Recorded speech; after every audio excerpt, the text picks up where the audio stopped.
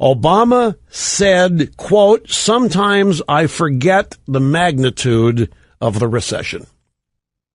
He said it just before the Hollywood extravaganza. He says this just before he hops on Air Force One.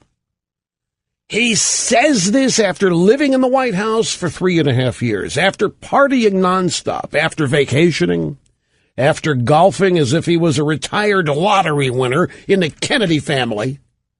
He says, "Sometimes I forget the magnitude of the recession." At a campaign event, listen, here it is. It was a house of cards, and it collapsed in the most destructive, worst crisis that we've seen since the Great Depression. Sometimes people forget the magnitude of it. You know, sometimes I forget. 800,000 lost their jobs in the month that I took office, and it was tough. Sometimes I forget the magnitude of the recession. He says that as though he wants credit. He was in Seattle. He's forgotten to cut the national debt in half in his first term, like he said he was going to do. After all the partying, after all the times on Air Force One, after all of the jobs bills, after all the stimulus, his administration has been focused on bringing the economy back, has it not? According to him.